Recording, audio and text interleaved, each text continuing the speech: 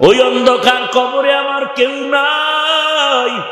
ও যুবক, কয়দিন আর যৌবনের বাহাদুরি করবা, কালকে মরণের খবর হলে সাদা কাফনের প্যাকেট হয়ে যাবা, গায়ের গেঞ্জিটা বেলেট দিয়া কেটে কেটে রেখে দিবে। ওই অন্ধকার কবরে কেউ নাই, এখনো সময় আছে, তওবা করো। আল্লাহকে মনে মনে বলো, হে আল্লাহ, জীবনে অন্যায় কম করি নাই, আজকে থেকে তওবা করলাম, দাড়ি কাটবো না, নামাজ ছাড়বো না, বেপরদায় চলবো না, মা বাবার সাথে বেয়াদবি করবো না। सूरज ने दिया अपनी शुआओं को ये पैगाम, सूरज ने दिया अपनी शुआओं को ये पैगाम, दुनिया है अजब चीज को भी सुबह को भी शाम, दुनिया है अजब चीज को भी सुबह को भी शाम, दुनिया में हो दुनिया का तलबगार नहीं हो, दुनिया में हो दुनिया का तलबगार नहीं हो, बाजार से गुजर हो खरीदार नहीं हो, बाजार से गुजर हो खरीदार नहीं हो,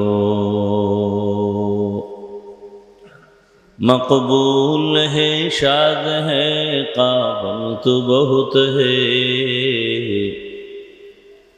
मकबूल है शाद है काबिल तो बहुत है, आए ना के मानिंदे तू नहीं दिल तो बहुत है, आए ना के मानिंदे तू नहीं दिल तो बहुत है। अल्हम्दुलिल्लाह अल्हम्दुलिल्लाह الذي جعل الشمس والقمر بحسبان والنجم والشجر يسجدان ونشهد أن لا إله إلا الله وحده لا شريك له لا ضد له ولا ند له ولا مثل له ونشهد أن سيدنا ومولانا محمدا عبده ورسوله أرسله بالحق بشيرا ونذيرا اللهم صل على محمد النبي الأمي وعلى آله وسلم تسليما وبعد فأعوذ بالله من الشيطان الرجيم بسم الله الرحمن إن الله يغفر الذنوب جميعا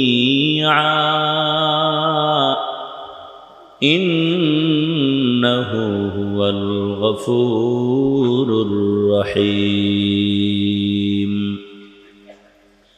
وقال رسول الله صلى الله عليه وآله وسلم التائب من الذنب كمن لا ذنب له صدق الله مولانا العظيم صدق رسوله النبي الأمي الكريم ونحن على ذلك من الشاهدين والشاكرين والذاكرين والحمد لله رب العالمين سبحانك لا علم لنا إلا ما علمتنا إنك أنت العليم الحكيم رب اشرح لي صدري ويسر لي أمري واحلل عقدة من لساني يفقه قولي सूरज ने दिया अपनी शुआओं को ये पैगाम सूरज ने दिया अपनी शुआओं को ये पैगाम दुनिया है अजब चीज को भी सुबह को भी शाम दुनिया है अजब चीज, कभी सुबह कभी शाम। दुनिया में हो दुनिया का तलबगार नहीं हो, दुनिया में हो दुनिया का तलबगार नहीं हो। बाजार से गुजर हो खरीदार नहीं हो, बाजार से गुजर हो खरीदार नहीं हो। मकबूल है शाद है काबिल तो बहुत है, मकबूल है शाद है काबिल तो बहुत है। आए ना के मानिंदे तू नहीं दिल तो बहुत है,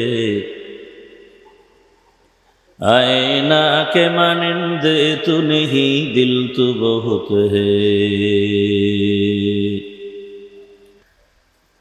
এলাকাবাসীর উদ্যোগে আয়োজিত ইসলামী মাহফিল 20 অক্টোবর 2025 মহতিয়ে মাহফিল উপস্থিত মোহতারাম সম্মানিত সভাপতি আলহাজ মোহাম্মদ আরিফ হোসেন সাহেব, হযরত উলামায়ে কেরাম, এলাকার বিভিন্ন স্থান থেকে আগত আল্লাহ পাকের আশিকিন, জাকিরিন, শাকিরিন, মুহিব্বিন, মুরব্বিয়ান এজাম, কলিজার টুকরা আমার সমবয়সী যুবক বন্ধুগণ, স্নেহের ছোট ভাই, পর্দার আড়ালে মা বোনেরা, আল্লাহ পাকের দরবারে শুকর যে আল্লাহ আমাদেরকে সুস্থ রেখেছেন, আলহামদুলিল্লাহ। জীবনের এক অমূল্য সম্পদের নাম সুস্থতা। টাকা পয়সা বাড়ি গাড়ি সব আছে, কিন্তু আপনি অসুস্থ হয়ে জীবনে দিয়াল্লাযীনা আসরাফু আলা আনফুসিহিম। আল্লাহ বলেন, হে দুনিয়ার মানুষ, হে আমার প্রিয় বান্দা বান্দিরা, তোমরা যারা গুনাহ করার দ্বারা নিজেদের উপরে জুলুম করে সীমা লঙ্ঘন করেছো, লা তাকনাতু মির রাহমাতিল্লাহ, তোমরা আল্লাহর রহমত থেকে কেউ ফিরে যেও না, নিরাশ হও না। ইন্নাল্লাহা ইয়াগফিরুয যুনুবা জামিআ, নিশ্চিত আল্লাহ সবার জীবনের সব গুনাহ মাফ করে দেবেন। ইন্নাহু হুয়াল গফুরুর রহিম, নিশ্চিত আল্লাহ পাক চূড়ান্ত ক্ষমাশীল, পরম করুণাময়। নবীজি বলেন, আত্তাইবু মিনাজ যামবি কামান লা যামবা লাহ, যারা গুনাহ থেকে তওবা করে ফিরে আসে তারা আল্লাহর কাছে এতটা পবিত্র যে মনে হয় জীবনে কোনো গুনাহই করে নাই। আল্লাহ পাক রব্বুল আলামিন আয়াত এবং হাদিস রসুলের টোটালটার আলোচ্য বিষয় তওবার পথে আল্লাহ মানুষকে আহ্বান করেছেন। কেন? আল্লাহ পাক রব্বুল আলামিন চান না তার কোনো বান্দা কোনো বান্দি জাহান্নামে যাবে। জাহান্নাম সত্য, জান্নাত সত্য, কিয়ামত হবে সত্য, আমলনামা ওজন হবে সত্য, পুলসিরাত পাড়ি দিতে হবে সত্য। তো আল্লাহ চান জান্নাতে দিতে, জাহান্নামে না দিতে। তো প্রশ্ন, আল্লাহ জাহান্নাম বানাইলেন কেন? যদি আল্লাহ জাহান্নামে কাউকে দিতেই না চান তো জাহান্নাম বানাইলেন কেন?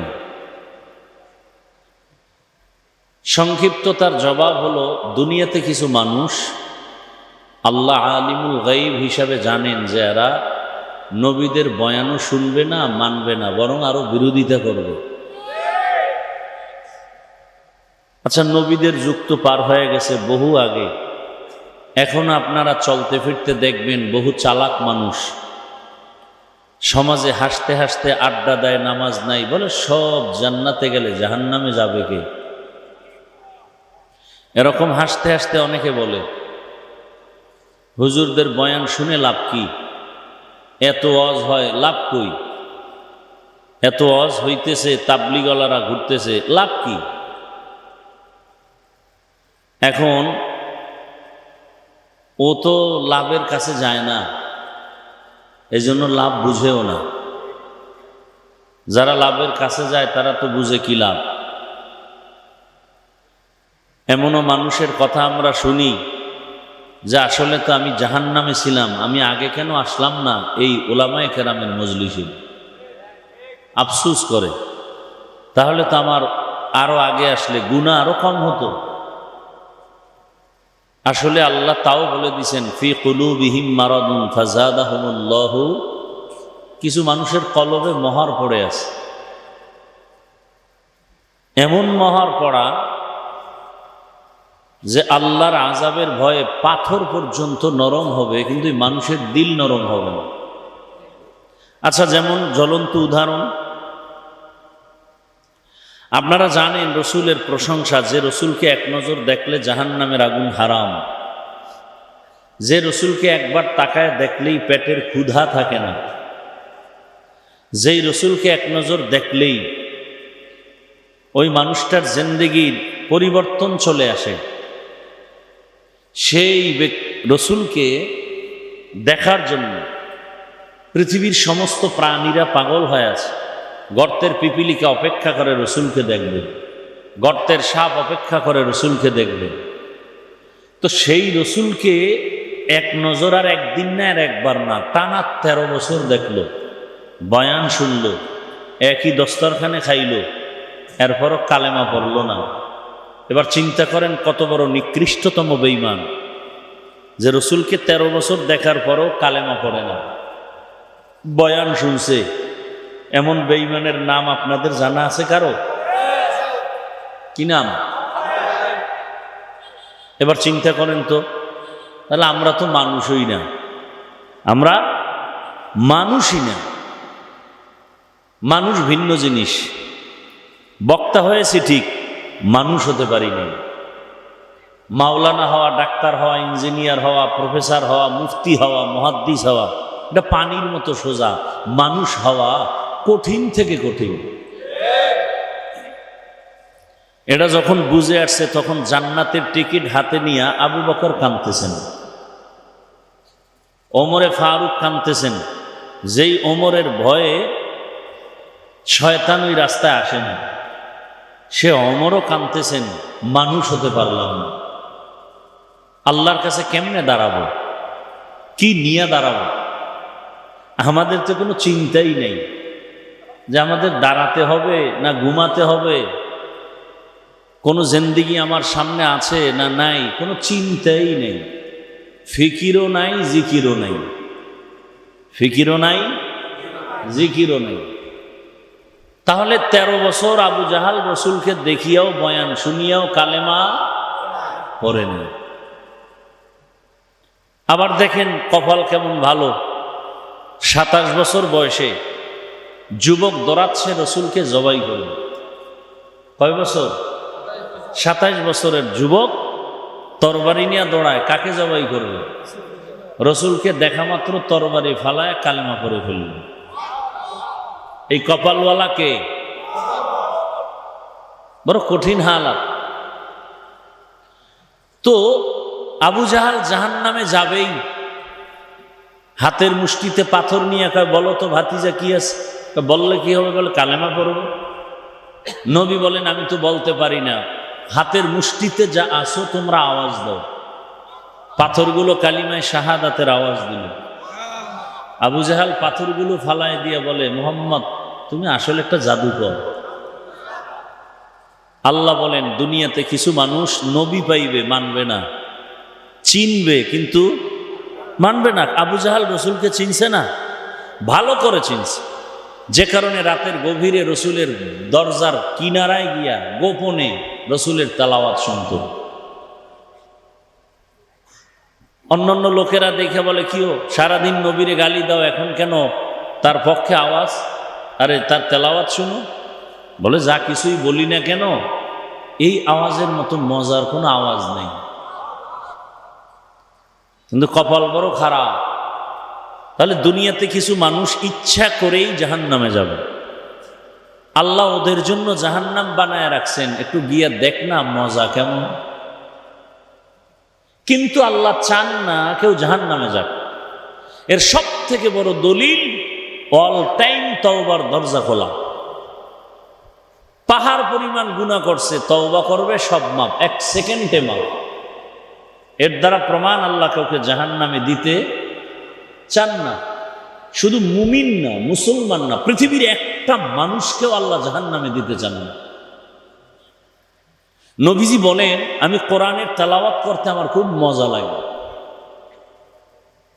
এজন্য রসুল বেশি বেশি তেলাওয়াত করতেন। আল্লাহকে মোহাব্বতের বন্ধনে খুব কাছে নেওয়ার জন্য দুইটা আমল মানুষের জন্য। আল্লাহর মহব্বত বিদ্যুতের থেকেও আরো গতি, আলোর গতি তো আরো বেশি। এই গতিতে আল্লাহর মহব্বত শুধু বাড়তেই থাকবে, বাড়তেই থাকবে দুই কাজের দ্বারা। এক হলো তেলাওয়াত, আর এক হলো নামাজ। এক হলো, আর একটা কি? নামাজ। এজন্য রসুল নামাজে সময় বেশি দিতেন, তেলাওয়াতে বেশি দিতেন। আমাদের তেলাওয়াতও নাই, নামাজও নাই। নামাজ যা পড়ি দায় সারা মানুষ কি বলবে, এই জন্য নামাজও পড়ি, মিথ্যাও বলি। নামাজও পড়ি, সুদ খাই। নামাজ পড়ি, মিথ্যা কসম করি। নামাজ পড়ি, বেপর্দায় চলি। তাহলে আমরাও নামাজি। আমাদের নামাজ কেমন? আরাআইতাল্লাযী ইউকাযযিবু বিদ্দীন ফাযালিকাল্লাযী ইয়াদউল ইয়াতীম ওয়া লা ইয়াহুদ্দু আলা তাআমিল মিসকিন ফাওয়াইলুল লিল মুসাল্লিন। আল্লাহ বলেন ওয়াইল একটা জাহান্নামের স্তরের নাম। ওয়াইল মারাত্মক ভয়ঙ্কর এক জাহান্নাম। ওয়াইল নামক জাহান্নাম কার জন্য? নামাজি মুসল্লির জন্য। নামাজি মুসল্লির জন্য ওয়াইল নামক জাহান্নাম। এবার কোন নামাজ পড়েন হিসাব মিলেন। এক নামাজ জান্নাতের চাবি, আর এক নামাজি মুসল্লির ঠিকানা ওয়াইল নামক জাহান্নাম। কোন নামাজ আমরা পড়ি? আল্লাহ হেদায়েতের দৌলত দান করেন। নামাজ তো গুনাহ থেকে ফিরাবে। নামাজি তো মিথ্যা বলতে পারে না। নামাজ পড়বে সে তো সুদ খাইতে পারে না, ঘুষ খাইতে পারে না। নামাজি বান্দা তো আলেমের বিরুদ্ধে কথা বলতে পারে না। এরপর বলে মিথ্যা না বললে তার ব্যবসা চলে না, মিথ্যা না বললে তার চাকরি থাকে না। তাহলে বোঝা গেল তার নামাজে ঝামেলা। নামাজ নামাজের মতো হয় না। নামাজ মানুষের জীবনের পরিবর্তনের একমাত্র পথ নামাজ, এবং মুসলমানের বড় এক নিশানা নামাজ। আস-সালাতু ইমাদুদ্দিন ফামান আকামাহা আকামাদ্দিন ওয়ামান হাদামাহা হাদামাদ্দিন। দিনের খুঁটি হলো নামাজ। যে ব্যক্তি নামাজ রাখলো সে দিনের খুঁটি ঠিক রাখলো, দিন রাখলো। আর যার নামাজ নাই তার দিনের খুঁটি নাই। খুঁটি না থাকলে ঘর থাকে না, অর্থাৎ ইসলাম থাকে না। ভিন্ন হাদিসে নবী বলেন বাইনাল আবদি ওয়া বাইনাল কুফরি তারকুস সালাহ। মুমিন আর বেঈমানের মধ্যে ব্যবধান হলো নামাজ। বেঈমানেরা নামাজ পড়ে না, মুমিনেরা নামাজ ছাড়ে না। তাহলে বেঈমান নামাজ পড়বে না, মুমিন নামাজ। এখন এখানে যদি আমি জিজ্ঞাসা করি ভাই নামাজ দৈনিক কত ওয়াক্ত, সবাই বলবে 5। পড়া লাগবে নি? বলে অবশ্যই। মাঝে মাঝে ছেড়ে দেওয়া যাবে কিনা? যাবে? এই সবাই বলতেছে যাবে না, মানে তাজা ফতুয়া দিয়ে দিলেন। অথচ এখানে আপনারা ফতুয়া দিয়েও এমন ব্যক্তি আছেন যে আজকে ফজর পড়েন নাই, জোহর পড়েন নাই, আসর পড়েন নাই, মাগরিব পড়েন নাই, এশাও পড়েন নাই। আজকে রাতের ফজর পড়বেন কিনা তারও কোনো চিন্তা নাই, কারণ মোবাইল আপনার হাতে আছে। সারা রাতের ডিউটি মোবাইল, মোবাইলের ডিউটি। মোবাইলের হক আদায় করতে করতে কখন ফজর হয় খবর নাই। কি ছেলের হক আদায় করতে না পারলেও, স্ত্রীর হক আদায় করতে না পারলেও, অন্তত মোবাইলের হকটা আদায় করলেও তো একটা রাস্তা জান্নাতের খুলবে। আল্লাহ হেদায়েত দান করুন। আল্লাহ পাক দুনিয়ার সবাইকে ডাকছেন আসো। নফসের ধোকায় পুইরা কে কোথায় গেছো? হিন্দু, বৌদ্ধ, ইহুদি, খ্রিস্টান, তোমরা যে জেলাইনে আছো তোমরা আমার বান্দা, আসো। আমি তোমাদের স্রষ্টা, তোমাদের কেউ সৃষ্টি করে নাই। আমি তোমাদের আদর করে বানাইছি। আমি আল্লাহ তোমাদেরকে জান্নাত দিতে চাই এবং বিনা হিসাবে জান্নাত দিতে চাই। আমি আল্লাহ মায়ার নজর করে ডাকছি আসো, তওবার দরজায় ফিরিয়ে আসো। এই যে সবাইকে ডাকছেন, যদি বলতেন মুমিন তো মুমিন বেঈমান বাপ, যদি আল্লাহ তওবার দরজায় মুসলিম শব্দ বলতেন তো সব বেঈমান বাদ হতো। আল্লাহ এমন একটা শব্দ চয়ন করেছেন যেই শব্দ হলো বান্দা। ইয়া ইবাদি, শুধু বান্দা না, আমার বান্দা। বান্দা বলতে দুনিয়ার সব আল্লাহর বান্দা। হিন্দুরাও আল্লাহর বান্দা, এহুদি আল্লাহর বান্দা, খ্রিস্টানও আল্লাহর বান্দা, বৌদ্ধরাও আল্লাহর বান্দা, আমরাও আল্লাহর বান্দা। দুনিয়াতে এমন একটা মানুষ নাই যে আল্লাহর বান্দা না। সব আদম নবীর সন্তান, আল্লাহর বান্দা। আবার আল্লাহ বলেন আমার বান্দা। আরে বান্দা বললেই তো কার বান্দা?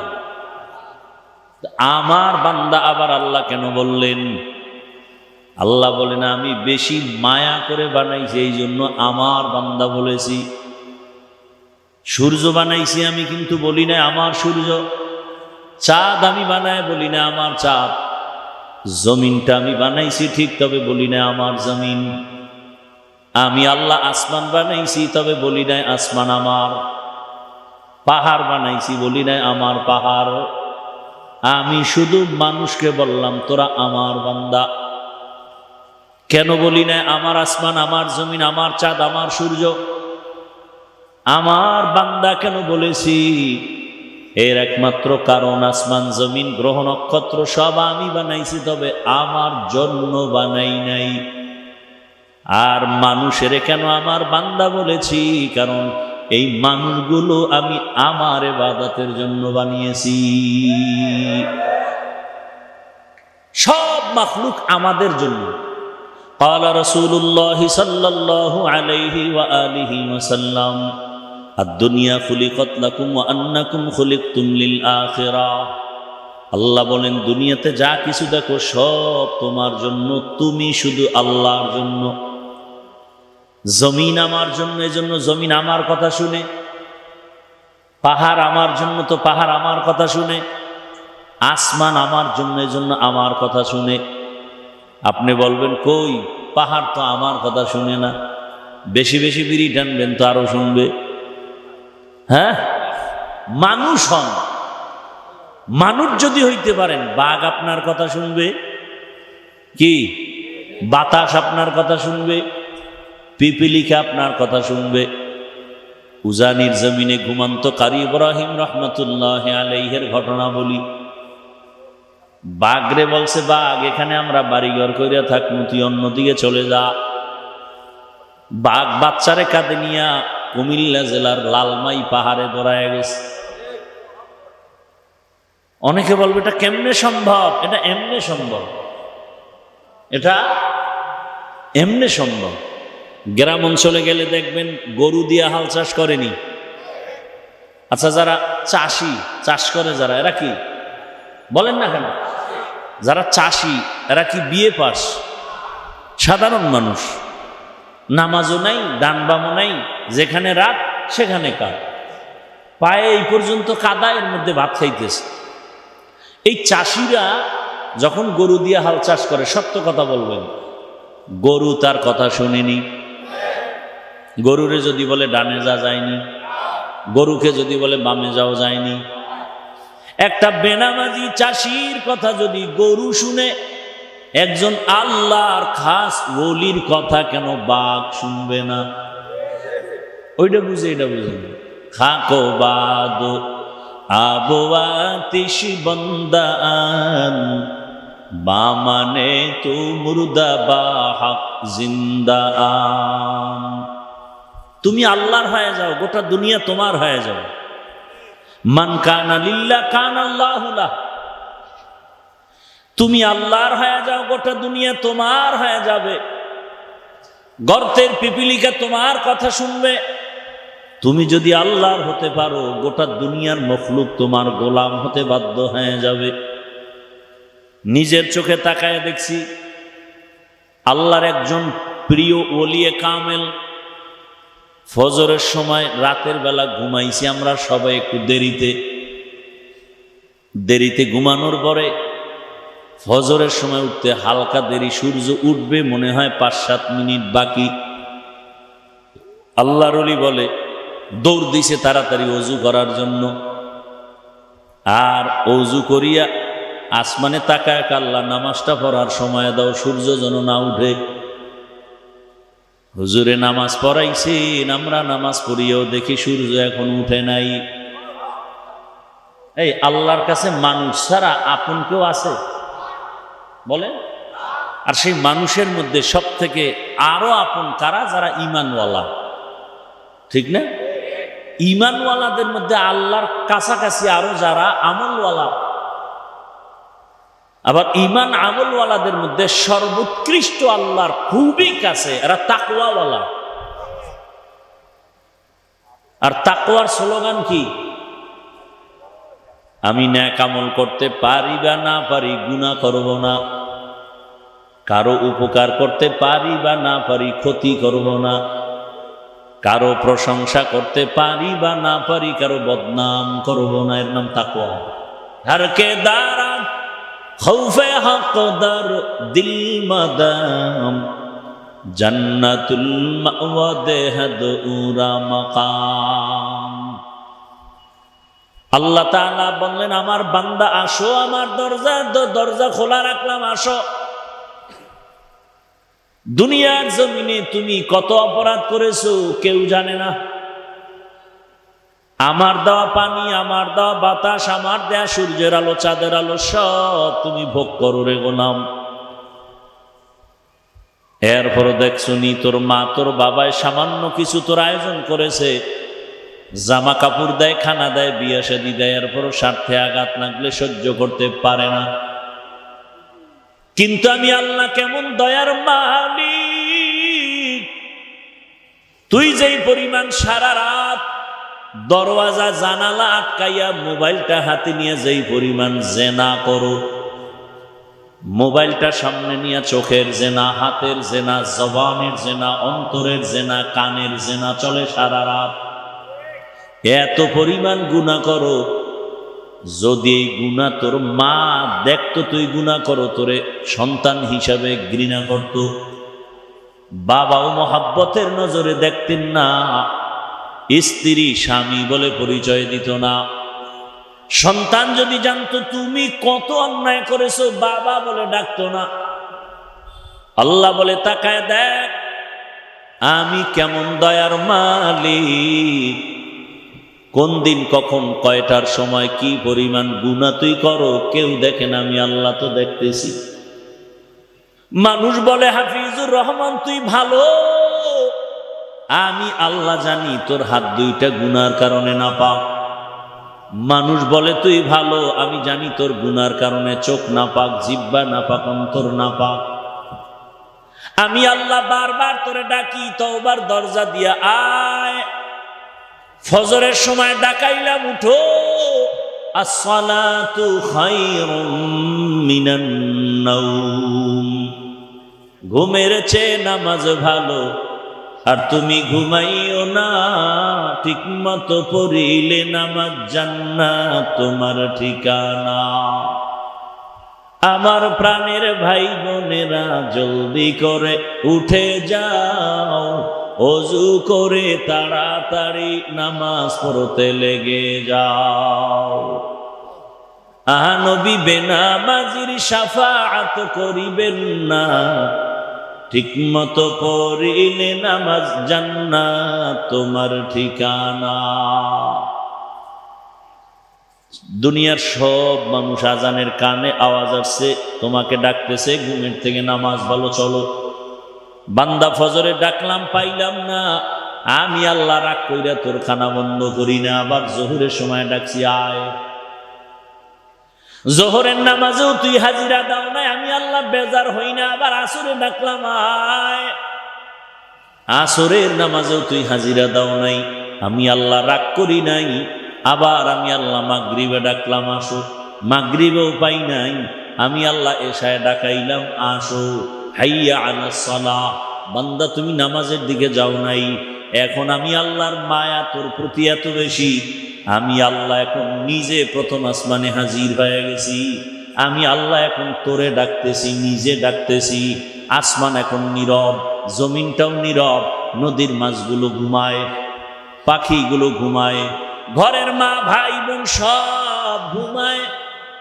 এখন আমি আল্লাহ তোরে ওয়াদা করে ডাকতেছি, আলামুল মুস্তাগফিরিন ফাগফির আলাহ। বান্দা কি পরিমাণ গুনাহ করেছো, সুন্দর করে ক্লোজু বানাইয়া সেজদায় পড়। সেজদায় গিয়া যদি 2 ফোঁটা চোখের পানি ছেড়ে ডাক দাও, ইয়া আল্লাহ, অন্তর ভরে যদি একটু ডাক দাও, ইয়া আল্লাহুল মুস্তাআন, ও দয়ার মালিক, দুনিয়ার মায়ায় পড়িয়া তোমার গোলাম তোমার দরজা হারায় ফেলছিল। নামাজের খবর ছিল না, জিকিরের খবর ছিল না, তেলাওয়াতের খবর ছিল না, মা বাবার হক আদায়ের খবর ছিল না, ভাই বোনের হক আদায়ের খবর ছিল না। ও আল্লাহ, আজকে তোমার বান্দা তোমার দরজায় হাজির হয়ে গেছি। আয় আল্লাহ, চিন্তা ভাবনা করে দেখলাম দুনিয়ার কোনো রহমতের দরজা নাই। আল্লাহ, শুধু তোমার একটা দরজা খোলা, বাকি সব দরজাগুলো বন্ধ। আয় আল্লাহ, তুমি ফিরাইয়া দিও না। আল্লাহ ওয়াদা করেছেন, বান্দা চোখের পানিটা গালের নিচে যাওয়ার আগে তোর জীবনের সব গুনাহ মাফ করে দিব। আতিনা ফি দারে দুনিয়া না হাসান, আতিনা ফি দারে উকবা না হাসান, ইয়া গিয়াসাল মুস্তাগীসিন ইহদিনা লাফতিখারা বিল উলুমি ওয়াল গিনা। আল্লাহর আদালতে সবার দরজা খোলা। আল্লাহ পাক বারবার তওবার দরজা দিয়ে ডাকতেছেন, বান্দা জীবন ভর গুনাহ করেছো, আসো আমার দরওয়াজায়। ও আমার কলিজার যুবক বাবারা, বৃদ্ধ বাবাজিরা, পর্দার আড়ালের মা বোনেরা, আল্লাহ তওবার দরজায় ডাকছেন। তার মানে ব্যবসা বাণিজ্য বন্ধ করে আর সব বাদ দিয়ে তসবিহ নিয়ে জিকির করবেন, বিষয়টা এমন না। বরং আল্লাহ বলেন, বান্দা ব্যবসা কর, চাকরি কর, লেখাপড়া কর, জীবনে সব কর, সব আমি আল্লাহর মোহাব্বতে কর, নবীর আদর্শ অনুযায়ী কর। নবীর আদর্শ অনুযায়ী লেখাপড়া করো, ডাক্তার হও, ইঞ্জিনিয়ার হও, প্রফেসর হও, কোনো বাধা নাই। তোমার মতো কত যুবক জেনারেল লাইনে লেখাপড়া করে, 5 ওয়াক্ত নামাজ পড়ে, অভাব নাই, তুমি কেন পারো না? তোমার মতো যুবক দেখো ব্যবসা করে, 5 বেলার নামাজ পড়ে, মা বাবার দোয়া নিয়ে চলে, তুমি কেন পারো না? তোমার মতো কত যুবক তাকায় দেখো, র্যাব, আর্মি, পুলিশ, বিডিআর এর চাকরি করে, 5 ওয়াক্ত নামাজ পড়ে, তুমি কেন পারো না? পর্দার আড়ালের আম্মা জানেরা, বোনেরা, আপনার মতো কত মা, কত বোন এখনো আছে বেপর্দায় চলে না, নামাজ ছাড়ে না, মোবাইলে সময় নষ্ট করে না, স্বামীর মালের খেয়ানত করে না। এরে আম্মা জান, আপনি কেন নামাজি হতে পারেন না, পর্দাওয়ালা হতে পারেন না? এ জমিনের আল্লাহর এক বড় বেঈমান ফেরাউন, জানেননি তার স্ত্রীর নাম কি? এত বড় বেঈমানের ঘরে থাকি আসিয়া আল্লাহ দুনিয়া থেকে চলে গেলেন। রহমতের নবী বলেন, জান্নাতের মধ্যে আসিয়ার সাথে আমি মুহাম্মদের বিবাহ হবে। ফেরাউন এত কষ্ট দিয়েছে আসিয়াকে, একজন নারী, আর ফেরাউন তো নিজের খোদা দাবি করেছে। আল্লাহ দেখায় দিলেন ইতিহাস, ওই ফেরাউন আসিয়ারে বারবার নজর করে একদিন দেখে আসিয়ার জবান থেকে আল্লাহর নাম বের হয়ে গেছে। ফেরাউন বলে, কার নাম বলছো? বলে, আমি আল্লাহর নাম বলেছি। বলে, আল্লাহ কে? বলে, তোমারে যিনি বানাইছেন তিনি আমার আল্লাহ। ফেরাউন বলে, মিশরের খোদা তো আমি। বলে, সবাই তোমারে খোদা মানে, আমি মানি না, কারণ আমারে হায়াত দিছেন যিনি, তিনি আমার রব। যিনি আমার এত সুন্দর কণ্ঠ দান করেছেন তিনি না জানি আরো কত সুন্দর, তিনি আমার মালিক। ফেরাউন বলে, সর্বনাশ, আসিয়া এমনটা করা যাবে না। বলেন আমি আমার রবের সারিয়া কোথাও যাব না। আমি আমার রবের মধ্যে এত মজা পেয়েছি, দুনিয়ায় আর কোথাও এর মজা আমি পাবো না। ফেরাউন বলে একান্ত যদি তুমি আমাকে স্বীকার না করো, কানে কানে আমার রব বলিয়া মানো, চুপে চুপে মানো, তারপরও তুমি প্রকাশ করিও না।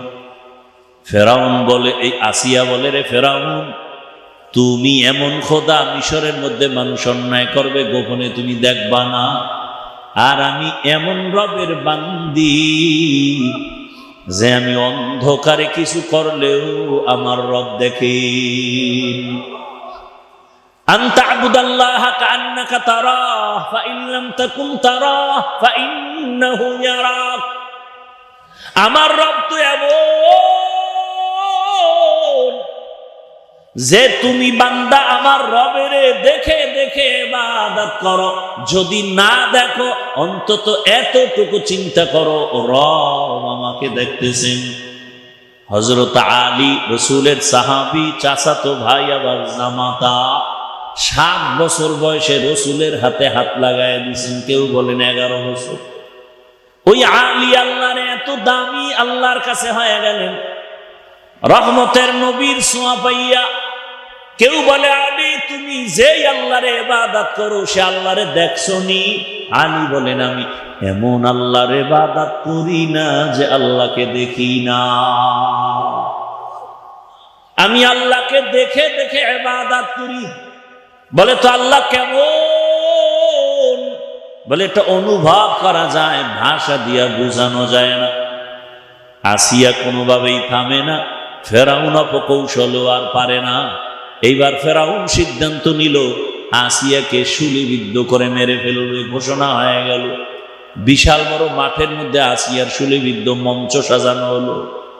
আসিয়াকে যখন হাতে পায়ে রশি লাগাইয়া মঞ্চে নেওয়া হয়, আসিয়া চোখের পানি ছেড়ে কান্না করে হঠাৎ করে তাকায় দেখে মুসা নবী কিনারা দিয়া হাঁটিয়া যায়। আসিয়া ডাক দিয়া কয়, জামানার নবী মুসা, আপনি জানেননি আমি আসিয়ার কি হালাত? কয় জানি, শুনছি। বলে আমারে তো এখন শুলিবিদ্ধ করা হবে। কয় তাও শুনছি। বলে আমি বিদায় নেই, আপনি আমার জন্য দোয়া করিয়েন, তবে একটু বলেন আমার রব আমার উপরে কেমন রাজি আছে। মুসা নবী বলেন, আসিয়া আল্লাহ তোমার উপরে এখন অনেক রাজি ও খুশি। এই কথা বলা মাত্র মুসা নবীর থেকে বিদায় নিয়া ফাঁসির মঞ্চে যায়, আর আসমানের দিকে তাকাইয়া ডাক দিছে, কালাত রব্বি ইবনিলি ইনদাকা বাইতান ফিল জান্নাহ। ও দয়ার মালিক, তুমি জানো এই ফেরাউন আমারে খানা দেয় নাই, ঘুমানোর জায়গা দেয় নাই, আজ এত বড় রাজার ঘরে থাকিয়াও আমি আজ একটু ঘুমানোর জায়গা পাই নাই। এত বড় রাজার ঘরে থাকিয়া আমি টাইম মতো খানাও পাই নাই। এত কষ্ট স্বীকার করেছি মালিক তোমার জন্য।